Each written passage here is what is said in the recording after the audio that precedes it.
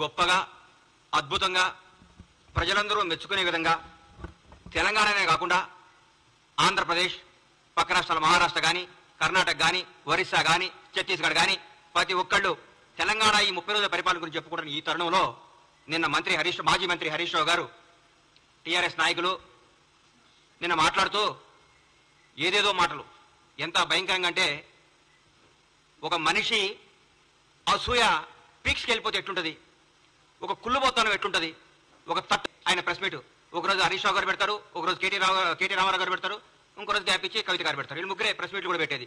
ఎందుకంటే టీఆర్ఎస్ నాయకులు తెలుసు బ్రహ్మాండంగా చేస్తుంది కాంగ్రెస్ ప్రభుత్వం. గౌరవనీయులు మన ముఖ్యమంత్రి, యువకులు, ఫైర్ బ్రాండ్ శ్రీ రేవంత్ రెడ్డి గారి నేతృత్వంలో కాంగ్రెస్ పార్టీ, కాంగ్రెస్ మంత్రులందరూ అద్భుతంగా ప్రగతి పదం వైపు దూసుకుపోతూ తెలంగాణ రాష్ట్రాన్ని పేరుని, ఖ్యాతిని, వాడిని భారతదేశం మొత్తం వినిపించే విధంగా చేస్తున్నందుకు ఈ రోజు భారతదేశం కూడా మన తెలంగాణ రాష్ట్రం గురించి చెప్పుకుంటాను. ఈ తరుణంలో నేను హరీష్ రావు గారు అంటారు 100 రోజుల తర్వాత ఇలా పప్పులు ఉడకమన్నాడు. నేను చెప్తున్నా హరీష్ రావు గారు 100 రోజుల తర్వాత కాంగ్రెస్ ప్రభుత్వం బిర్యానీ ఉడుకుతుంది, చికెన్ ఉడుకుతుంది, గుడ్లు ఉడుకుతాయి, అన్ని ఉడుకుతాయి. మీది ఏం ఉడకదు, మీ నీళ్లు కూడా ఉడకవు, మీ నీళ్లు కూడా కాగవు. ఎందుకు సార్ 100 రోజుల తర్వాత మమ్మల్ని ఏం చేస్తారు సార్ మీరు? ప్రగతి భవన్ని ప్రజాభవన్ చేసినందుక? మీ ప్రగతి భవన్లో ఉన్న 100 గడిలు 5-6 పెద్ద పెద్ద బిల్డింగ్లు విడగొట్టి అందరికి అందుబాటులో తీసుకొచ్చినందుక? ఒక దళిత ఉప ముఖ్యమంత్రిని తీసుకొచ్చి అందులో పెట్టినందుక? ఎందుకు సార్ మీరు చేసేది? నియంతృత్వ పాలనకు పాత్రేసి ప్రజాపాలన తీసుకొచ్చినందుక? మరి మహిళలందరికీ ఫ్రీగా బస్సులు ఇచ్చాం, ఫ్రీ బస్ టికెట్. 8 కోట్ల పైచిలకు ప్రయాణించారు మహిళలు. మాటల విషయం కాదు ఇది. 8 కోట్ల మంది స్త్రీమూర్తులు ఫ్రీగా తెలంగాణ రాష్ట్రంలో టికెట్ లేకుండా అందరూ అనుకుంటున్నారు నిన్న అన్న ఈ నెల 1300 మిగిలినాయి, ఈ నెల 1700 మిగిలినాయి, ఈ నెల 1600 మిగిలినాయి, ఈ 1600 తీసుకుపోయి చిట్టి కట్టుకుంటా అంది మా ఇంట్లో పాపం మా ఇంట్లో పనిచేసే ఒక అమ్మాయి. నాకు చాలా ఆనందం అనిపించింది. ఇది ప్రజాపాలన అంటే, ఇది ప్రజా ప్రభుత్వం అంటే. 10 లక్షల రూపాయలు మేము ఆరోగ్య బీమా కింద పంపించినందుక మీరు ఏం చేస్తారు సార్? మేము ఏ నిరుగొత్తు లేకుండా, ఏ రికమెండేషన్ లేకుండా నిజాయితీ గారి పరిపాలన అందిస్తున్నందుక, నీతి గల నాయకుల్ని మంచి మంచి ఉద్యోగాలు నియమించినందుక ఏ ఫీలింగ్ లేవు. సమాజం ప్రతి ఒక్క కమ్యూనిటీని తీసుకొని నీతివంతమైన అధికారులంతా నియమించి ముందుకు తీసుకుపోతున్నారు ముఖ్యమంత్రి గారికి రేవంత్ రెడ్డి గారు.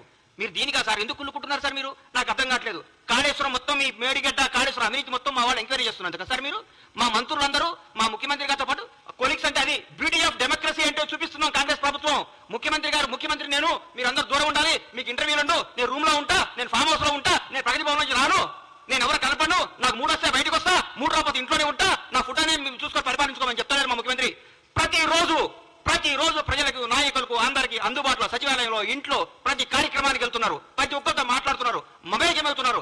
ప్రజా ముఖ్యమంత్రి అందుకా సార్ మీరు మమ్మల్ని 100 రోజుల్లో మమ్మల్ని మా పప్పులు పడుకొని చేసేది? ఏం చేయమంటారు? మమ్మల్ని పడుకోమంటారా? అవినీతి చేయమంటారా?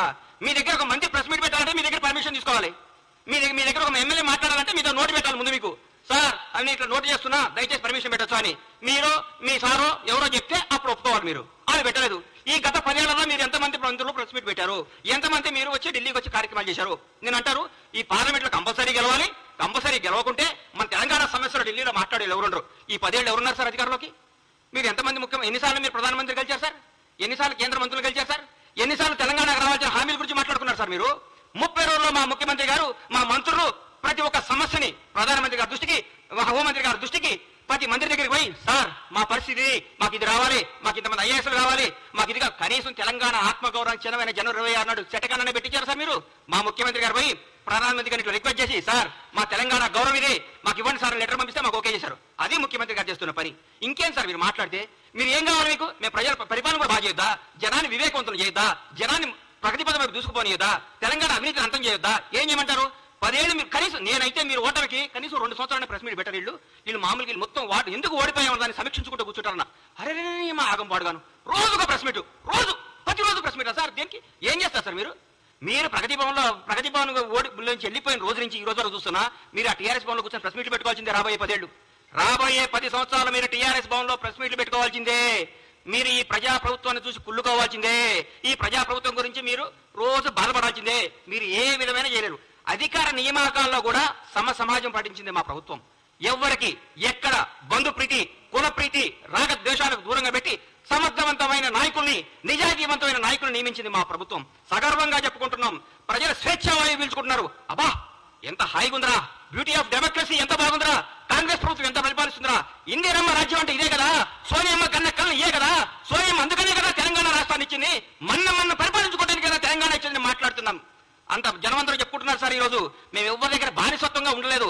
మీ దగ్గర ఏ బానిస బతుకు బతికారు కదా సార్. 10 సంవత్సరాలు తెలంగాణ ప్రజలందరూ బానిస బతుకుని తెంచుకొని వచ్చారు. హరీష్ అన్న, మీరు 10 సంవత్సరాల పాటు మంత్రిగా చేశారు. దయచేసి ఆత్మసాక్షిగా గుండె మీద చేసుకొని చెప్పండి. మీరు నిజం చెప్పండి. ప్రభుత్వం రేవంత్ రెడ్డి గారు అద్భుతంగా చేస్తున్నారా చేయట్లేదా? పరిపాలన బాగుందా లేదా? మీరు మనస్సాక్షి మీరు క్వశ్చన్ చేసుకొని మీరు మాట్లాడండి. ప్రతిరోజు ఏదో విమర్శించాలి. ఎందుకు ఇస్తారు సార్ మీకు ఎంపీ సీట్లు? ఒక్క సీటు కూడా టీఆర్ఎస్ గెలవు, బీఆర్ఎస్ గెలవదు. ఈసారి నేను చెప్తున్నా, రాసుకోండి. ఒక్క సీటు కూడా గెలవదు. రండి, మీ ఓడిపోయిన మంత్రులు అందరూ వచ్చి, మీరందరూ వచ్చి, మీకు దమ్ము ఉంటే అందరూ వచ్చి ఒక్కొక్క పార్లమెంట్ లో పోటీ చేయండి. అందరూ రండి, ఎంతమంది గెలుస్తారు చూద్దాం. ఒక్కరు ప్రజలు కోరుకుంటున్నారు కాంగ్రెస్ ప్రభుత్వాన్ని. ఈ రోజు ఢిల్లీలో ప్రతిపక్షంలో ఉన్నాం, రేపు అధికార పక్షంలోకి రాబోతున్నాం. ఢిల్లీలో కూడా మేము ఏం చేస్తారు సార్? మీరు టీఆర్ఎస్ ఎంపీ గెలిచి ఏం చేస్తారు సార్? అక్కడ ఏం చేస్తారు సార్? ఈ 10 ఏళ్ళు ఎందుకు పోలేదు సార్? ఈ 10 ఏళ్ళు హైదరాబాద్ ఢిల్లీ ఫ్లైట్ లేదు బందనియా? ఈ 10 సంవత్సరాలు హైదరాబాద్ ఢిల్లీ ఫ్లైట్ లేవా? ట్రాన్స్పోర్ట్ అయినా ఆగిపోయిందా? ఈ 30 నుంచి ట్రాన్స్పోర్ట్ వచ్చిందా? మీ ముఖ్యమంత్రి గారు ఎన్నిసార్లు కలిచారు సార్? రాష్ట్రపతి వస్తే, ప్రధానమంత్రి వస్తేనే స్వాగతం పలకటానికి కూడా వెళ్ళని ముఖ్యమంత్రి గారు సార్ మీది. అది మీది.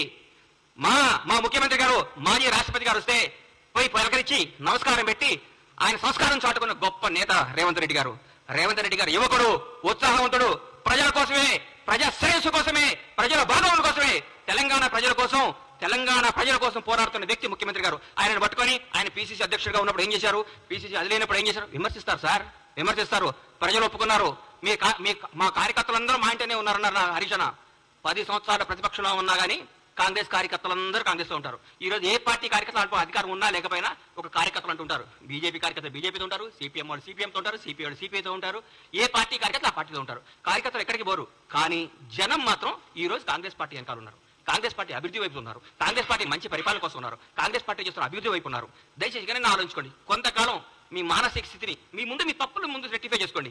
అప్పుడే 30 రోజుల తట్టుగా ఇవాళ చెప్తున్నా, రాష్ట్రానికి 2వ ముఖ్యమంత్రి రేవంత్ రెడ్డి గారు రాబోయే ఎన్ని తరాలు ఉంటారో, ఎన్ని రోజులు ఆయన పేరు గుర్తుంటుందో మీరు గుర్తుపెట్టుకోండి. నేను చెప్తున్నా, కాంగ్రెస్ ప్రభుత్వం ఈ రోజు అందరికీ అందుబాటులో ఉంది. డైరెక్ట్ సెక్రటరీకి వెళ్ళిపోతున్నారు సార్. ఎవరు పడ్డా ఏ సమస్య ఉన్నా సెక్రటరీకి పోతున్నారు. ఏ సమస్య ఉన్నా ఒక మంత్రి గారిని కేక్ వాక్తో కలుస్తున్నారు. ఏ సమస్య ఉన్నా ముఖ్యమంత్రి గారి దగ్గర పోతున్నారు. ఇంతకంటే ఏం కావాలి సార్? సెక్రటరీకి ఎవరైనా వచ్చారా సార్? మీరు కట్టిన ఈ ప్రగతి సెక్రటరీకి ఎవరైనా ఒక్కరు రాగలిగారా సార్? గేట్ల కాడ బంద్ చేపిస్తారు మీరు, గేట్ల కాడ మూపే చేస్తారు మీరు. ఏందో మాట్లాడదు. ఎందుకు సార్ మీరు ఎందుకు మీరు ఇంత టెన్షన్ పడుతున్నారు? ఎందుకు? మరీ ముఖ్యంగా హరీష్ రావు గారు, కేటీఆర్ గారు అయితే వాయమ్మనే ఆగం చేస్తున్నారు సార్. పెండ బిస్కెట్ పిస్తున్నారు. ఎందుకు సార్? ఆగండి, కొద్దిగా ఆగండి సార్. పిసుకకండి కొంతకాలం. కొద్దిగా మిమ్మల్ని మీరు చెక్ చేసుకోండి, మిమ్మల్ని మీరు చేసుకోండి. జనం మోసపోయారా? ఎందుకు పోతారు సార్?